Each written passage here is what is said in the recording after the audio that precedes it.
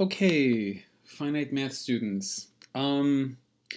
This is going to be another tutorial video that covers your Chapter 3 homework, your finance homework, and I'm going to concentrate on future value of annuity problems. Future value of annuity problems.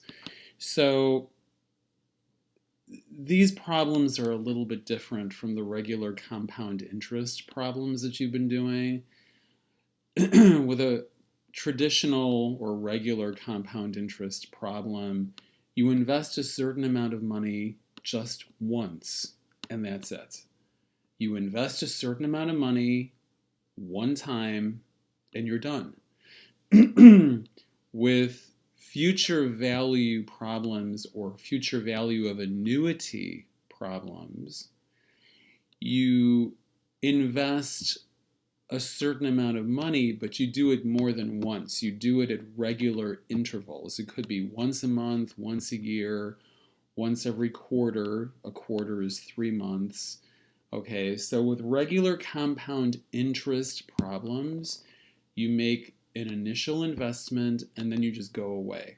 Okay, with annuity or future value annuity or future value problems, you invest a certain amount of money, but you do it at regular intervals over a certain period of time. And of course, there's also going to be an interest rate, etc. Okay, so let's talk about it. So here, this is sort of a preparatory math exercise. Let's look at problem number 89.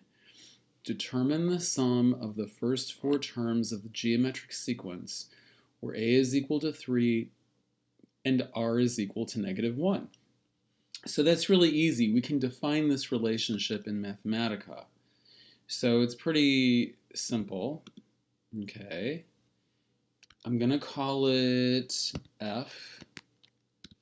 F of x is equal to -1 times f of x minus 1. And we're going to say that f of 1 is equal, actually, well, I'll do it this way. Okay, just a regular equal sign. F of 1 is equal to 3. Okay, so let's see what I have here. Table f of x, where x goes from 1 to 4. Okay, so I start out with the number 3. I multiply by -1, and then I have -3. I take -3 and I multiply by -1, and then I have 3. I have 3, and then I multiply by -1 again, and I have -3. So what does this add up to? Well, that's going to be really easy. Okay. How do I add that up in Mathematica? 0. Well, that's easy. 3 plus -3 is 0. 0 plus 3 is 3. And then 3 plus -3 is 0. Okay, so that's really easy. The sum is simply going to be 0. Easy. Okay, as easy as can be. So this one, I mean, we can go over this one. I would prefer if you did this one by yourself because I think for this one, the authors of these problems probably want you to use the formula. And actually, you can use the formulas that they give you. I prefer to do these problems my own way using Mathematica as my preferred computational tool. So, there are different ways to do these problems, okay? So for right now, I'm going to skip over problem 90. If you really have an issue with it and you can't figure it out, of course, you can email me and I can try to help you out. But yeah, okay. So we're going to move on. We can go back to this maybe later.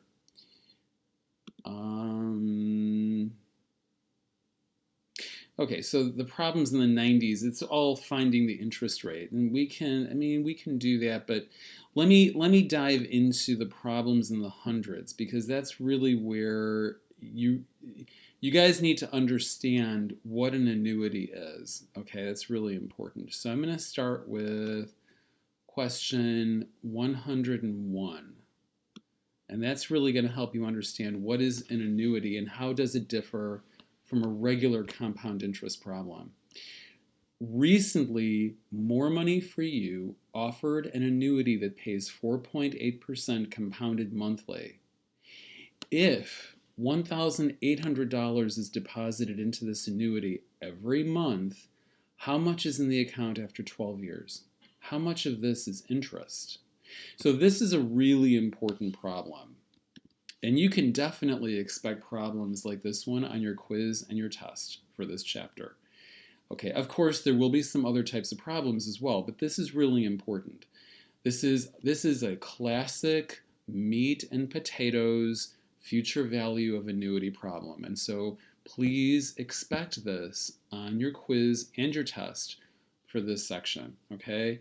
So this is, this is classic. This is like a really classic problem, okay? So let's read it one more time. Recently, More Money for You offered an annuity that pays 4.8% compounded monthly. If $1,800 is deposited into this annuity every month, how much is in the account after 12 years? How much of this is interest? You must know how to solve this problem. Okay, if you can't figure it out with Mathematica, that's fine. Use the formula in the book. But you must know how to figure out this problem, okay? So I'm going to go over here. What should I call this? Excuse me. That was a big yawn. Okay, what should I call this? I'm going to call this balance. I don't care what you call this function, guys. You can call it whatever you want to call it. I'm going to call it balance because we're interested in the balance. We're interested in the balance actually after 12 years. Okay. First of all, 4.8%. Let's see. Interest is 4.8 divided by 100 divided by 12. Why am I dividing by 100? Because I have to change the percent to a decimal. And then I'm dividing by 12 because the annual interest rate has to be changed into a monthly interest rate. So rather than doing it this way, I'm just going to divide by 1,200. Oh, and you know what I forgot? Sorry about that. 1 plus 4.8 divided by 1,200. Okay. So then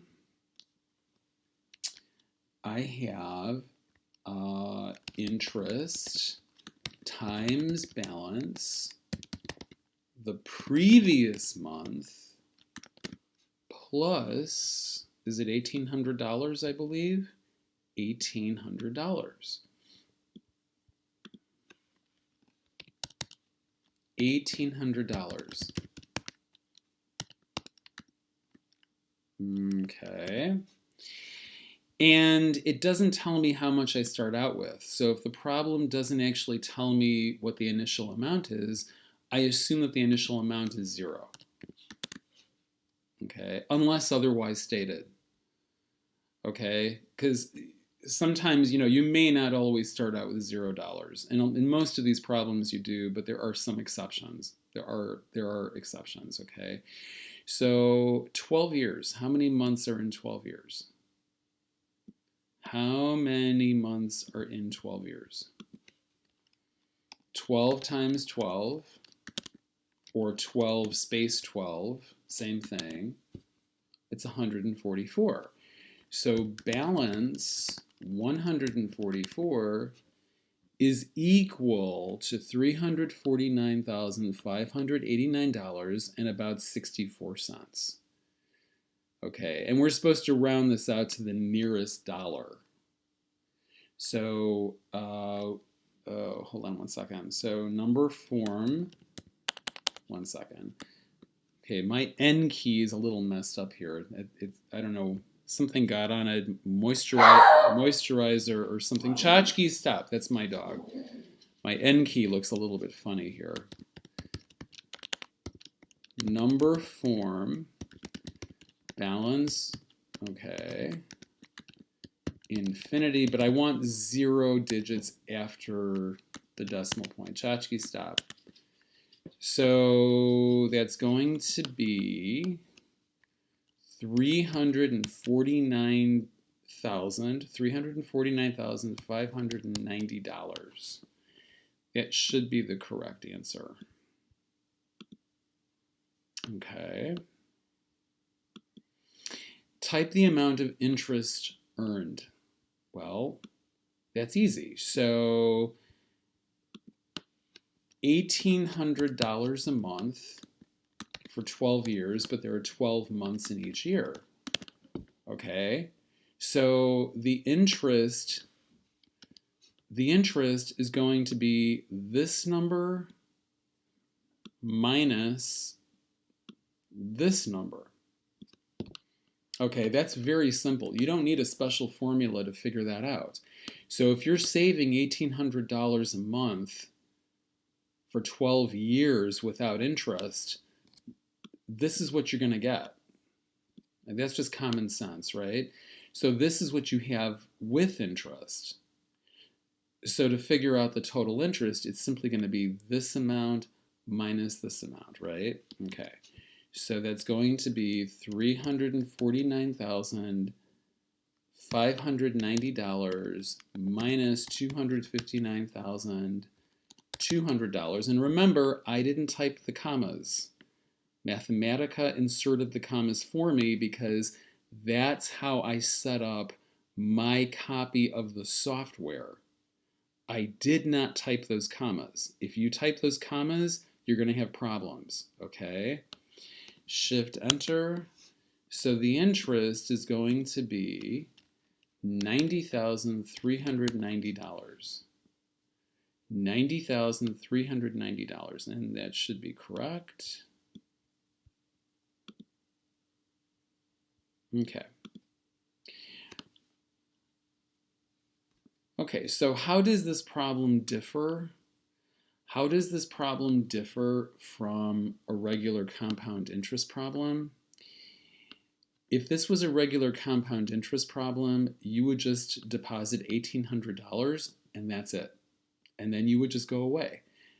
Here, however, you are depositing $1,800 every single month. Every single month. So it's a little bit different. The problem is a little bit different. Okay, well, first of all, let me get rid of that. Okay, so let's move on. Let's do problem 102. Excuse me. In order to accumulate enough money for a down payment on a house, a couple deposits $771 per month into an account paying 3% interest compounded monthly.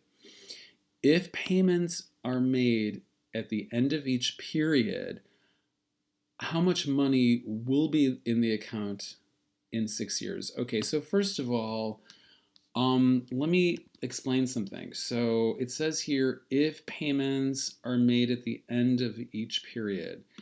I'm pretty sure that all of the problems in this chapter assume that payments are made at the end of each period. If payments are made at the beginning of the period, then the way you solve the problem is just very slightly different. Very, very, very slightly different. But I believe that all of the problems in this chapter require that payments are made at the end of the period, which is, typically the case, although it doesn't have to be, but that's typically the case, okay? So, okay. It's just like the last problem that we did. So we're going to have to clear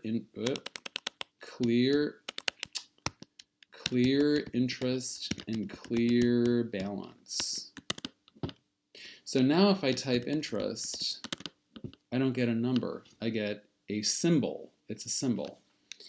And if I type balance of 144, again, it's a symbol. It's not a number anymore. And the reason I did that is because I'm starting a whole new problem. So I cleared interest and I cleared balance. Okay, so let's go over here. Okay, so the interest is going to be 1 plus 3 divided by 1,200. This is actually 3%. And why am I dividing by 100? I'm dividing by 100 because I have to change the percentage to a decimal. And then why am I dividing by 12? I'm dividing by 12 because the interest is accumulated monthly. So if I divide by 100 and then I divide by 12, that's the same thing as dividing by 100 times 12, which is 1,200. Okay, so this is the same thing. If I, here, let me do this. If I do this, right here, let me change that into a decimal. If I do that, that's the same thing as doing this. Okay? So if I divide by 100 and then I divide by 12, that's the same thing as dividing by 12 times 100, or 100 times 12, which is 1,200, right? Okay. So my interest is going to be plus 3 divided by 1,200. So that's my interest. And my balance function is going to be interest times, I could use a space or just times, it's up to you, really. Balance month minus 1 plus $771.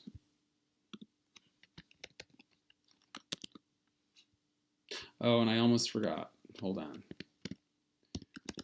Balance of 0 is equal to 0. There we go. So balance of 0 is 0. Balance after 1 month is $771. And balance after 2 months, and balance after 3 months, etc., etc. Okay. So then in 6 years, how many months are in 6 years? 6 times 12, or 6 times 12. I could use a space, same thing.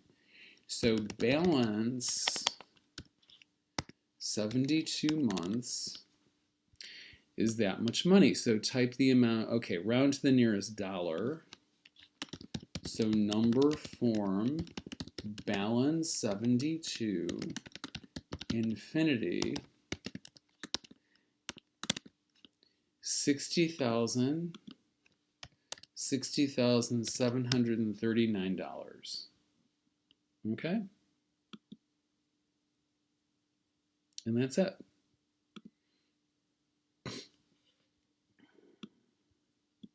Let's do the next problem.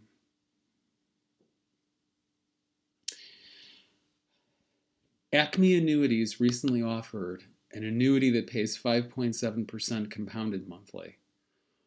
What equal monthly deposit should be made into this annuity in order to have $107,000 in 16 years? Okay, Chachki, please. Shh. Okay, that's my dog. He wants to participate in the finite math class, right? Okay. Let me take a drink of orange juice. Hold on.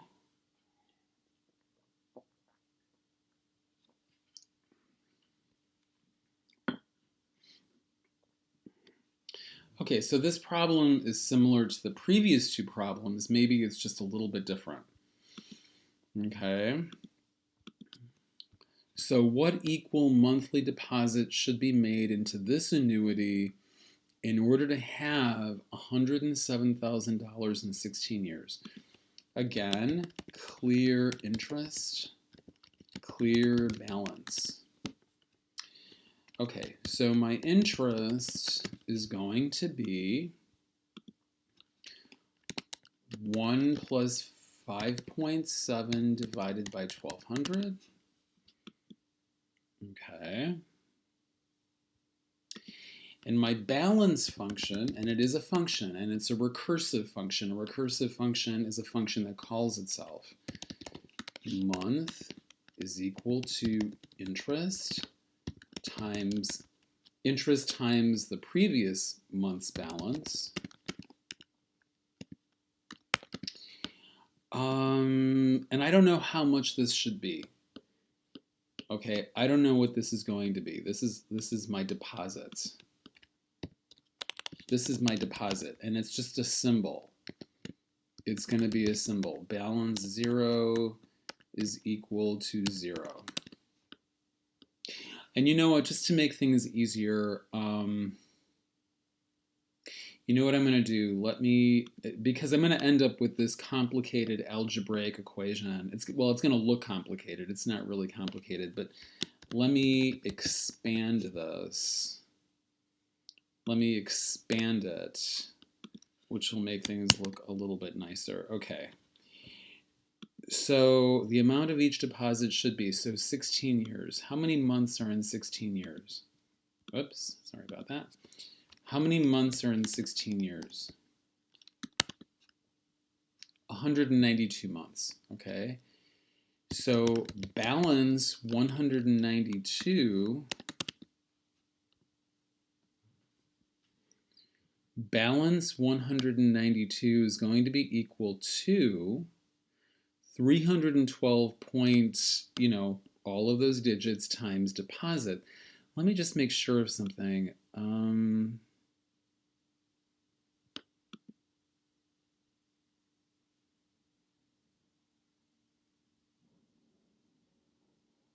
I think we're okay.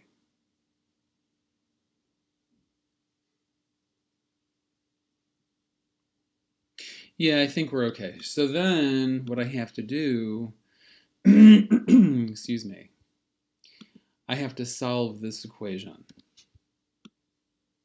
I have to solve this equation. Okay. So solve.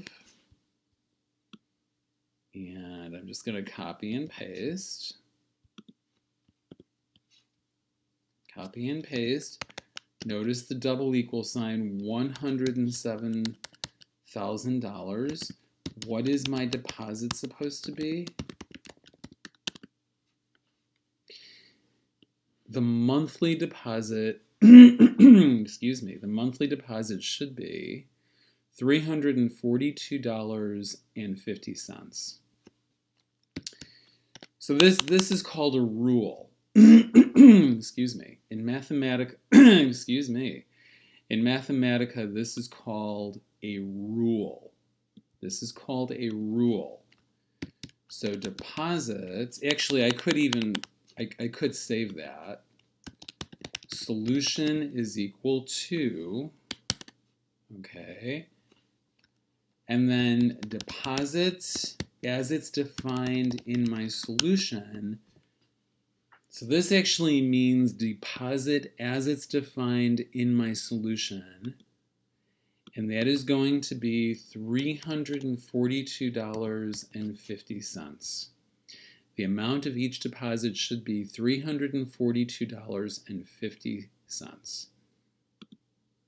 And that is correct. Okay. Excuse me. Okay. So again, guys, Pearson expects students to solve these problems using formulas. Can you use the formulas? Sure, you can use the formulas. But actually, the formulas are derived from the recursive functions that I am actually defining with Mathematica.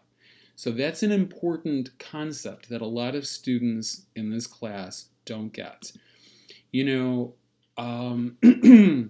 Pearson gives you all of these complicated formulas, and actually the formulas are mathematically derived from these pretty simple recursive functions that I am defining for you using Mathematica. So that's good to remember. I think that's really good to remember, okay? Let's do a couple more problems, and I think that's going to be it for today's video. Okay. This is similar. This is very similar. A company estimates that it will need $90,000 in 9 years to replace a computer. If it establishes a sinking fund, which is really another name for an annuity, by making fixed monthly payments into an account paying 3.6% compounded monthly, how much should each payment be? So this is really the same type of problem as 103, the problem that we just did. This is the same type of problem as problem number 103, which is, the problem that we just worked on, okay? So again, same idea, clear interest and clear balance because I'm starting a brand new problem, okay?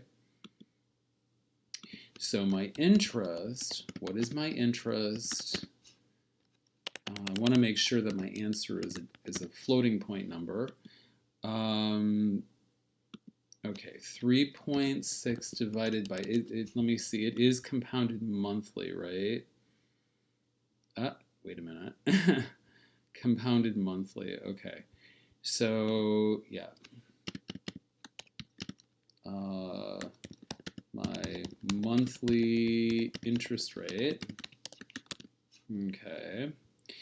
And then my balance month is equal to interest space, which is the same thing as interest times the previous balance, okay, and that's going to be another deposit.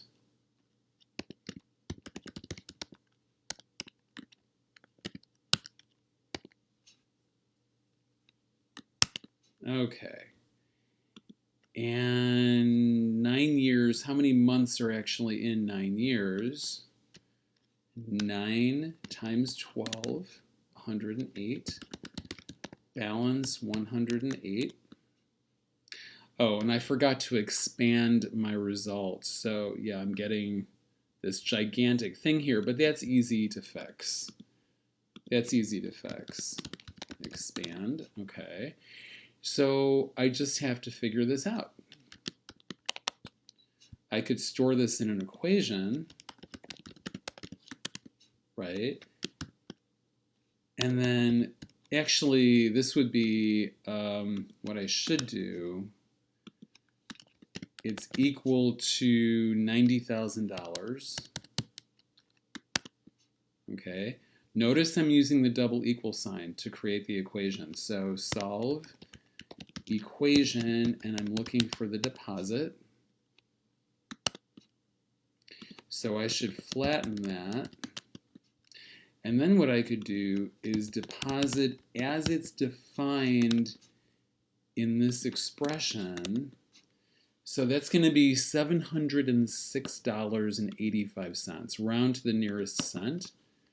$706.85. $706.85. And that's correct. Okay.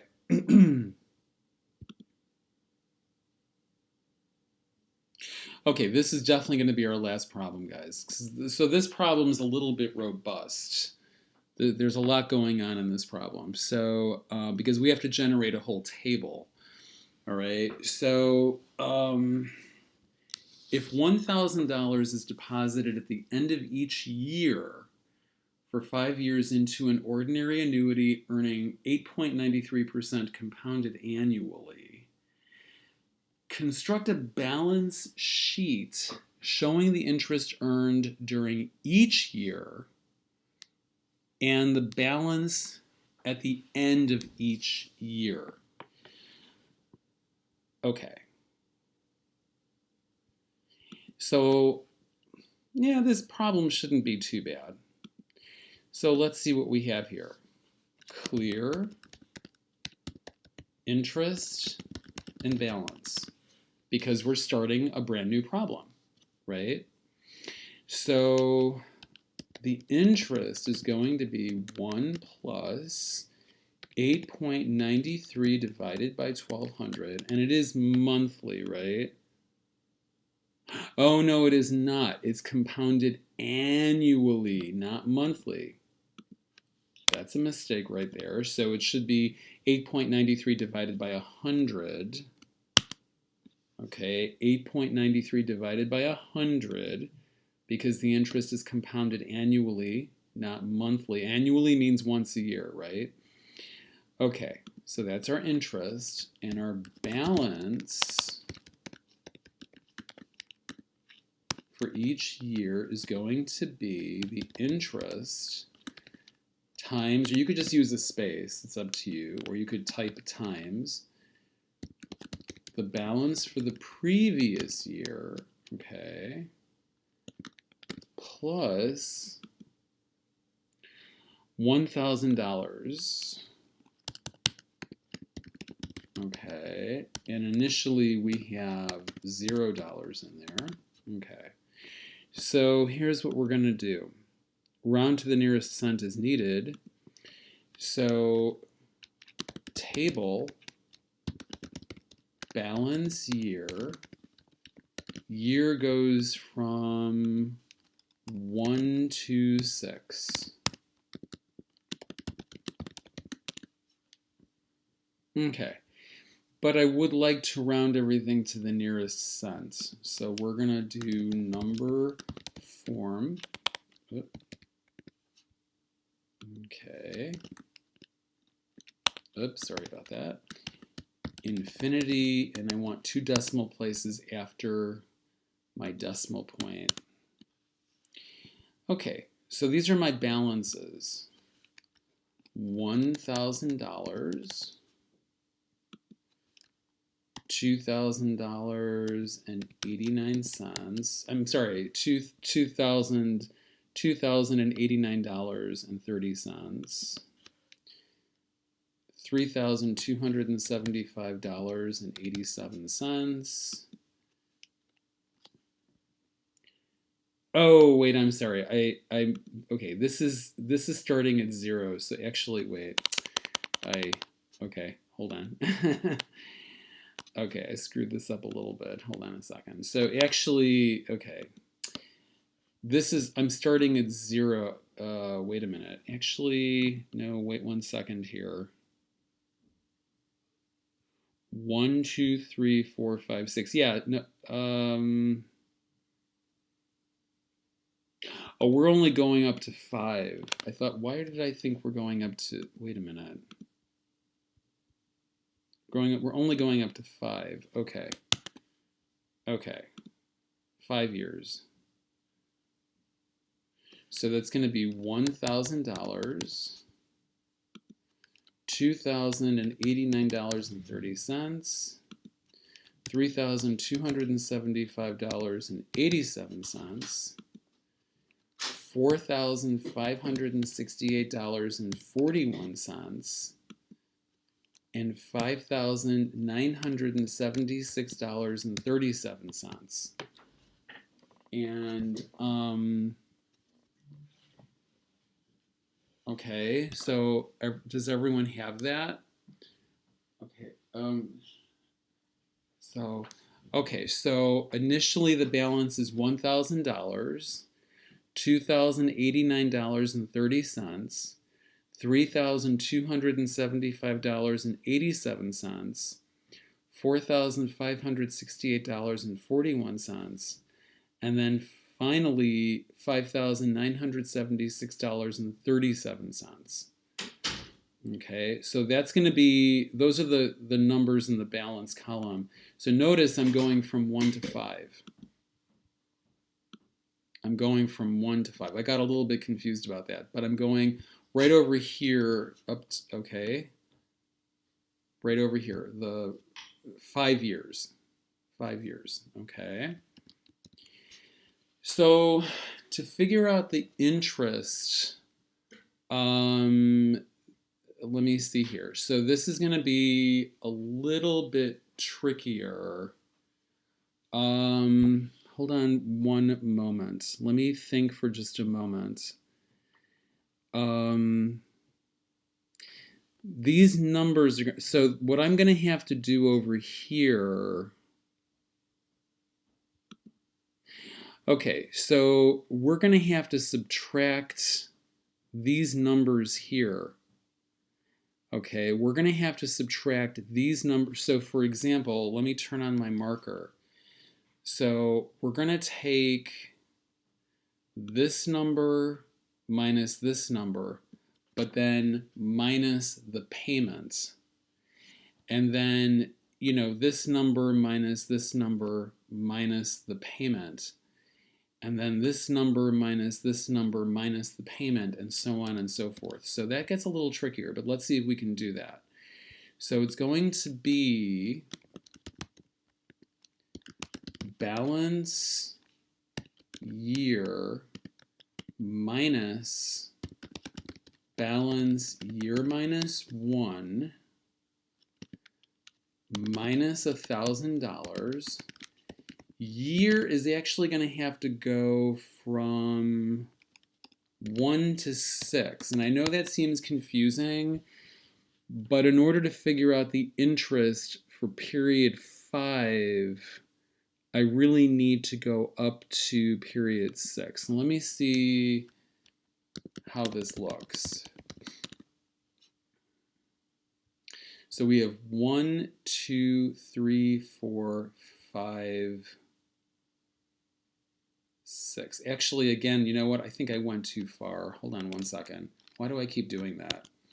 Okay, so 1, 2, 3, 4, 5.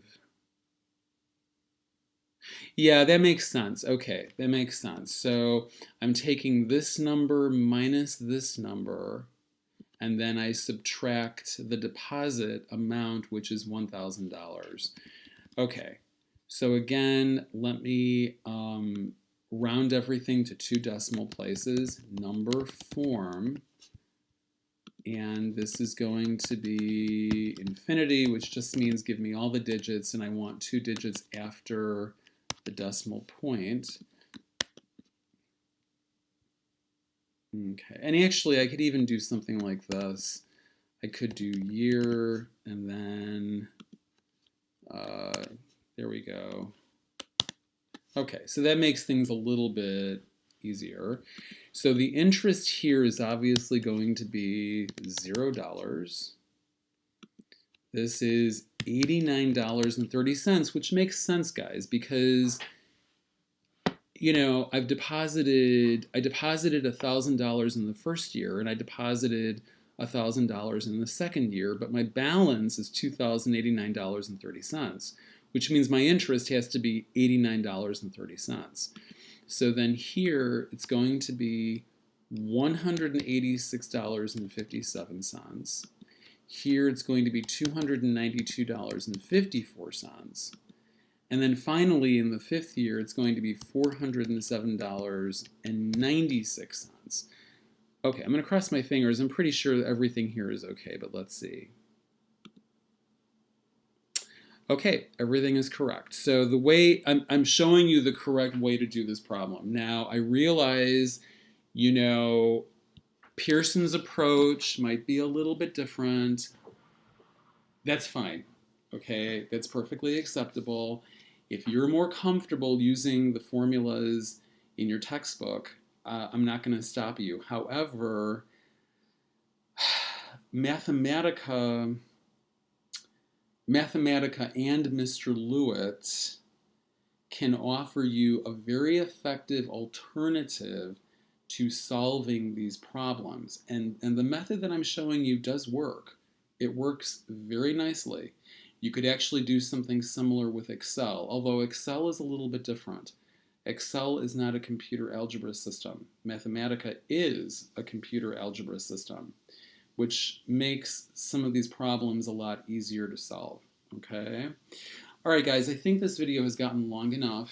Hopefully, you're starting to catch on, but these problems that I'm showing you, they will definitely show up on your quizzes and tests. So Either use the formulas in your textbook, use Mathematica, use your calculator, use Excel, use whatever is going to work for you, but you need to know how to solve these problems because they will definitely appear on your quiz and on your test for this particular chapter.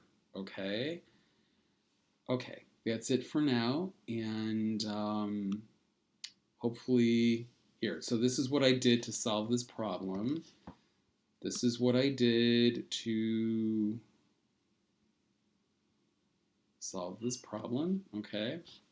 So hopefully you understand that. Okay, guys, that's going to be it for now, and we will communicate very soon. By the way, if people, okay, some of you, I don't quite understand what the problem is here. Some of you, one person in particular keeps on requesting a Zoom conference. Guys, I don't like Zoom. I really don't like Zoom. And I've told people this in the class many, many times. If you want to communicate with me for a video conference, okay, this is how we're going to do it. Go to Content in D2L, okay? Big blue button right over here. It's very similar to Zoom, but I prefer it to Zoom because I think it's safer for my computer, okay? So it is a video conferencing tool very similar to Zoom, and it's available to everybody who is registered for this class. So please, guys, do not email me and ask for a Zoom conference. I don't do Zoom. If you want to have a video conference with me, that's fine, but you are going to have to use Big Blue Button, which is very easy to use, and it's available in D2L to every student registered for the class. Also, regarding Big Blue Button, regarding video conference time, etc., there is a maximum of 1 hour per week per student. No more than 1 hour. Okay? No more than 1 hour, that's it. After that, you're on your own. Also, if you want to have a video conference with me, that's cool, but you can't just say, Mr. Lewitt, help me with everything. You have to be very specific. Help me with problems 20, 30, 40, and 50. Or help me with, present value of annuity problems. Or help me with mortgage problems. Or help me with future value problems. You can't just tell me, help me with everything in the course. Because, there's not enough time in 1 hour for me to help you with everything in the course. You have to be very specific about what you need help with. And it has to be something that I can help you with in 1 hour, because you're only getting 1 hour of video conference time per week. Beyond that, we're done, okay? So, and this policy is specifically written in my syllabus, and we are not going to argue about it, okay? So I have to be very strict about this, guys. I'm not going to spend 10 hours with you in a video conference, helping you with every single homework problem. That's just not going to work, okay? That's not going to work. All right, guys, so I think this video is long enough, and we will communicate at some point in the future, okay? And take care. Bye-bye.